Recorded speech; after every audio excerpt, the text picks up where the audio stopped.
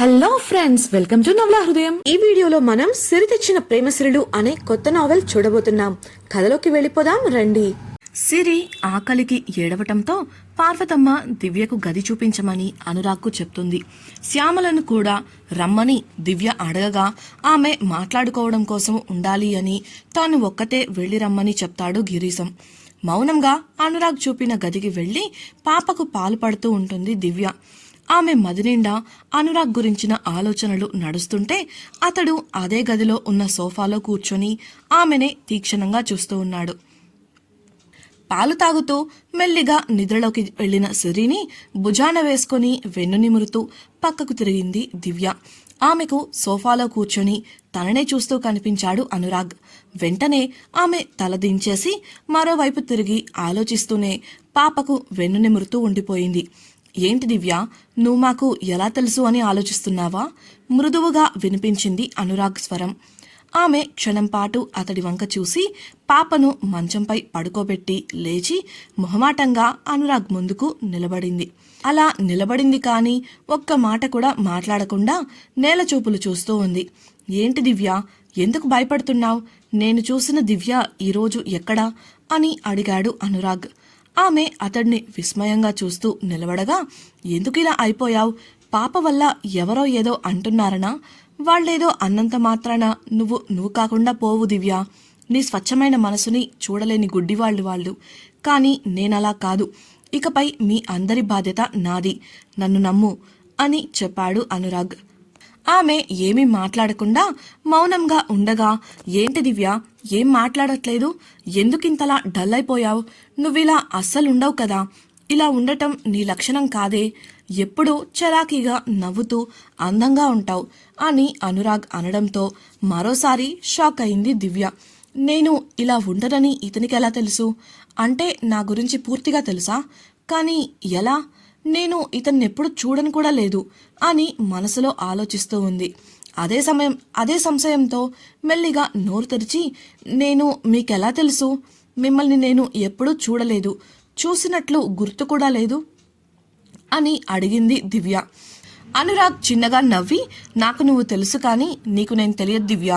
నేను నీకు ఒక్కసారి కూడా ఎదురుపడలేదు అని చెప్పాడు. మరైతే నేను మీకెలా తెలుసు అని అడిగిన దివ్య ప్రశ్నకు సోఫా నుండి లేచి ఆమె దగ్గరకు నడిచాడు అనురాగ్. ఆమె కంగారు పడుతూ నేలచూపులు చూడగా ఆమెకు మీటరు దూరంలో ఆగి, సిరి పుట్టినరోజునే నిన్ను మొదటిసారి చూశాను దివ్య అని అన్నాడు అనురాగ్ దివ్య ముఖంలోకి సూటిగా చూస్తూ. ఆ మాటతో దివ్య ఆశ్చర్యం, అనుమానం కలగలిపిన ముఖంతో తల ఎత్తి నేరుగా అతడి కళ్ళలోకి చూసింది. స్వచ్ఛంగా ఉన్న ఆ కళ్ళు ఆమెను మరింతగా ఆకర్షిస్తుంటే టక్కున తలదించి, ఏమంటున్నారు మీరు? మీకు సిరి గురించి ఏం తెలుసు? చేతులు నలుపుకుంటూ అడిగింది. ఆమె పరిస్థితి చూసి, నువ్వెందుకు దివ్య కంగారు పడుతున్నావు? ప్రశాంతంగా ఉండు, ముందు నువ్వు కూర్చో అంటూ చొరవగా ఆమె చెయ్యి పట్టుకొని సిరి నిద్రపోతున్న మంచంపై కూర్చోపెట్టాడు. తాను పక్కనే ఉన్న స్టూల్ను లాక్కొని ఆమెకు ఎదురుగా దానిపై కూర్చున్నాడు. దివ్య కంగారుగా చూస్తోంది. కారణం, సిరి తనకు దొరికి 3 నెలలైంది. తన జీవితంలో భాగమైపోయింది. ఎంతలా అంటే సిరినే తన జీవితం అనేంతలా. అలాంటిది ఈరోజు అనురాగ్ సిరి పుట్టినరోజు అని ఆ రోజు జరిగిన సంఘటన గురించి గుర్తు చెయ్యగా, ఒకవేళ సిరికి అనురాగ్కు ఏదైనా సంబంధం ఉందా? అతడు సిరిని తన నుండి దూరం చేస్తాడా అన్న ఆలోచన వచ్చి భయం మొదలైంది. అనురాగ్ దివ్య ముఖంలోకి చూస్తూ, చూడు దివ్య, ఆ రోజు నీకు పాప దొరికినప్పుడు నేను అక్కడే ఉన్నాను. ఆ రోజు ఏం జరిగిందో అంతా నాకు తెలుసు. సున్నితంగా చెప్పగా అతడి వంక అపనమ్మకంగా చూసింది దివ్య. కారణం, తాను ఆనాడు ఆఫీస్ నుండి బయటకు వచ్చేటప్పుడు కనుచూపు మేర చిమ్మ చీకటి తప్ప చీమ కూడా లేదు. అంటిది అతడు తాను అక్కడే ఉన్నాను అని చెప్పడం ఆమెకు నమ్మేలా అనిపించలేదు. ఒకవేళ అతడు నిజంగానే అక్కడే ఉంటే సాయానికి రావాల్సింది కదా అన్న ఆలోచన ఆమె మదిలో మెదిలింది. ఆమె చూపు అర్థమై చిన్నగా నవ్వుతూ, నేను నీకు కనిపించేలా లేను దివ్య, కానీ అందుకోసం నేనక్కడ లేను అనేది అబద్ధమైపోదు అని అన్నాడు. దివ్య అనుమానంగా, మీరు అబద్ధం చెప్తున్నారు. ఆ రోజు అక్కడ ఎవరూ లేరు అలా మీరన్నట్లు మీరు అక్కడే ఉంటే ఎందుకు బయటకు రాలేదు? ఎందుకు నాకు కనిపించలేదు? కనీసం పాప కోసమైనా రావాలి కదా అని అడిగింది. ఆమె ప్రశ్నలకు అతడి ముఖంలో నవ్వు మాయమైంది. తలదించుకొని కళ్ళు మూసుకొని చేతిని మోకాలిపై వేసుకొని తడుముకున్నాడు. నిజానికి ఆ ప్రశ్నకు అతడికి ఏదో గుర్తుకు రాగా కోపం వచ్చి ఆ కోపాన్ని కంట్రోల్ చేసుకున్నాడు. డియర్ ఫ్రెండ్స్, నాదొక చిన్న రిక్వెస్ట్. మీరు చేసే చిన్న లైక్ మరియు కమెంట్ నాకు కొండంత ప్రోత్సాహాన్ని ఇచ్చి మరిన్ని ఇంట్రెస్టింగ్ నావెల్స్ని అందించేలా సపోర్ట్ ఇస్తుంది. అలాగే ఛానల్ను సబ్స్క్రైబ్ చేయడం మరొకండి ప్లీజ్.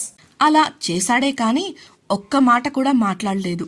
అతడి ప్రవర్తనను వింతగా చూసింది దివ్య.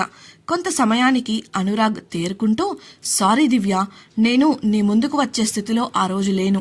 పాపను ఆ స్థితిలో చూసి నువ్వెంత బాధపడ్డావో మిమ్మల్ని ఇద్దరినీ చూసిన నేను కూడా అంతే బాధపడ్డాను. మీ దగ్గరకు రాలేకపోయినందుకు ఎంతగానో చింతించాను. కానీ రాలేని స్థితి. నా వల్ల అయినంత వరకు మాత్రమే చేయగలిగాను అని నిట్టూర్చాడు. అతడి మాటలు అర్థం కాక విస్మయంగా చూస్తూ, మీరు ఏమంటున్నారు? నాకు అర్థం కావడం లేదు అని దివ్య అడగగా, అంటే నేను ఆ రోజు మీ దగ్గరకు రాలేకపోయాను కానీ పోలీసులకు ఫోన్ చేసి వివరాలు చెప్పగలిగాను అని అనురాగ్ అన్నప్పుడు, దివ్యకు హాస్పిటల్లో పోలీస్ ఆఫీసర్ ఒకసారి ఫోన్ చేసి వివరాలు చెప్పినప్పుడు మళ్ళీ ఎందుకు ఫోన్ చేశారు అని అడిగిన మాట గుర్తొచ్చి ఆశ్చర్యంగా అనురాగ్ వంక చూసింది. అవును దివ్య, నీకన్నా ముందే ఆ రోజు నేను కంట్రోల్ రూమ్కి ఫోన్ చేశాను. ఆ విషయాన్నే హాస్పిటల్లో ఉండగా పోలీసులు నిన్ను అడిగారు. వారు ఆ ప్రశ్న ఆ రోజు నిన్ను అడగబట్టే నేనీరోజు నీ ముందు ఇలా ఉండగలిగాను అని అనురాగ్ వివరించగా మూకమొద్దులా నిలబడటం దివ్య వంతైంది. అసలు ఆ ప్రశ్న పోలీసులు అడగటానికి అనురాగ్ ఆ రోజు తన ముందు ఉండటానికి సంబంధమేమై ఉంటుందా అని ఆలోచనలో పడింది. అనురాగ్ చెప్పడం కొనసాగిస్తూ, ఆ రోజు నేను ఆఫీస్లో పని పూర్తి చేసుకొని ఆలస్యంగా ఇంటికి తిరిగెళ్తుంటే ఒక యాక్సిడెంట్ జరిగి నాకు విపరీతమైన గాయాలయ్యాయి. అప్పటికే రాత్రి కావడం వల్ల నేను ఉన్న ప్రదేశంలో పూర్తిగా చిమ్మ చీకటి. నేను ఒకటిని అక్కడున్నాను అని ఎవ్వరికీ తెలియదు. ఆ సమయంలో చూశాను నిన్ను దూరంగా రోడ్డుపై నడుచుకుంటూ వెళ్లడం. అరుద్దామని ప్రయత్నించాను కానీ ఆ పని చేసే ఓపిక లేదు. ఇక ఆ తర్వాత ఏం జరిగిందో నీకు తెలుసు అని ముగించాడు అనురాగ్. అంతా విన్న దివ్యకు కళ్లల్లో నీళ్లు తిరిగాయి. వాటిని అనురాగ్కు కనబడనివ్వకుండా దాచడానికి తనను తాను స్థిమితపరుచుకుంది. అంతలోనే ఓ అనుమానం వచ్చి, మరి ఆ రోజు మీకు సాయం దొరకలేదా? మీకు నాకు ఏంటి సంబంధం అని ప్రశ్నించింది. అందుకతడు చిన్నగా నవ్వి, హాస్పిటల్లో పోలీసులు నిన్ను ప్రశ్నించినప్పుడు నువ్వు ఒక్కసారే ఫోన్ చేశాను అనడం వారికి అనుమానం కలిగించింది. దాంతో కాల్ రికార్డింగ్ తీసి చెక్ చేయగా నా స్వరం విని గాయాల పాలైనట్లు తెలుసుకొని వెంటనే నా కోసం వచ్చారు. అలా ఇదిగో ఇలా నీ ముందున్నాను అని చేతులు చాపి చూపిస్తూ అన్నాడు అనురాగ్. వాళ్లుగానే తెలుసుకొని వచ్చారు అంటున్నారు. సిరి కోసం ఫోన్ చేసినప్పుడు మీరే మీ పరిస్థితి కూడా వివరించాల్సింది కదా అని సంశయంగా అడిగింది దివ్య. అందుకు అనురాగ్, చెప్పాల్సింది చెప్పాను కూడా, కానీ అంతకన్నా ముందే నా ఫోన్ డెడ్ అయింది. బ్యాడ్ టైం భుజాలెగరేస్తూ చాలా సాధారణంగా చెప్పాడు. తనకు జరిగిన ప్రమాదాన్ని ఇంత ఈజీగా తీసుకుంటున్న వ్యక్తిని మొదటిసారి చూస్తున్న దివ్యకు ఏం మాట్లాడాలో అర్థం కాలేదు. అంతలోనే అతనికి నిజం తెలుసు కాబట్టి పెళ్లికి ఒప్పుకున్నాడా? అలా అయితే సిరిని చూసుకోవాల్సిన అవసరం లేదు. అయినా ఎందుకు వెతుక్కుంటూ వచ్చారు అన్న అనుమానం కలిగింది. ఆ ప్రశ్న నోటిదాకా వచ్చింది కానీ అడుగుదాము అనేంతలో గది తలుపు కొట్టిన శబ్దం వినిపించి ఇద్దరూ ఆ వైపు చూశారు. మనోహర్ నవ్వుతూ, మీ కబుర్లైతే భోజనం చేద్దాం ప్రేమపక్షులు. మీకు లేదేమో కానీ ముసలి ప్రాణులం, మాకు ఆకలి దంచేస్తోంది కడుపు పట్టుకుంటూ అన్నాడు. ప్రేమపక్షులు అన్న మాటకు అనురాగ్ హృదయం ఉప్పొంగగా దివ్యకు ఇబ్బందిగాను మొహమాటంగాను అనిపించింది. సిరిని ఒక్కసారి చూసి గాఢంగా నిద్రపోతుండటంతో వేగంగా అక్కడి నుంచి బయటకు వచ్చేసింది. నేరుగా వెళ్లి తల్లి పక్కన బింకంగా నిలబడింది. దివ్య వెళ్ళిపోవడమే అనురాగ్, ఏంటంకుల మాటలు, పాపం చూడండి ఎలా భయపడుతుందో, అయినా ఏంటి మధ్యలో వచ్చి మీ డిస్టర్బెన్స్, పూర్తిగా మాట్లాడనివ్వరా విసుక్కుంటున్నట్లు అన్నాడు. అందుకు మనోహర్ వెటకారంగా, నాకేం తెలుసురా, ఏమైనా రేసుగుర్రంలా పరుగులు పెట్టే నువ్వు ఈ అమ్మాయి విషయంలో ఇంత నిదానంగా ఉంటావని, అయినా ఇంతసేపు ఇచ్చిన టైం చాలదా అని అడిగాడు. పోండంకుల్, మంచి టైంలో వచ్చి చెడగొట్టారు. అభిప్రాయం కనుక్కోవాలని అనుకున్నాను, కుదరలేదు అని విసుగ్గా చెప్పాడు అనురాగ్ మనోహర్తో బయటకు నడుస్తూ. అందుకు మనోహర్, ఇప్పుడేంటి, ఆ అమ్మాయి మనసులో ఏం ఉందో కనుక్కోవాలి అంతే కదా అని హాల్లో ఉన్న దివ్య వైపు తిరిగి, ఇదిగో అమ్మాయి, మా వాడి మీద నీ అభిప్రాయం ఏంటి? నువ్వు చెప్పలేదట మా వాడు నన్ను అరుస్తున్నాడు అని గట్టిగా అన్నాడు. అప్పటికే అతడి సరదా మనస్తత్వం తెలుసుకున్నవారుగా పెద్దలెవ్వరూ అతడిని తప్పు పట్టలేదు.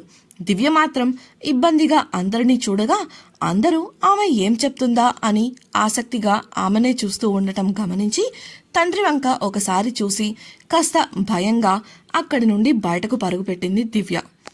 ఈ దివ్య మనసులో ఏముంది తెలుసుకోవాలనుకుంటున్నారా? అయితే ఛానల్ను సబ్స్క్రైబ్ చేసి సిరి తెచ్చిన ప్రేమసరుడు నెక్స్ట్ పార్ట్ వినేయండి.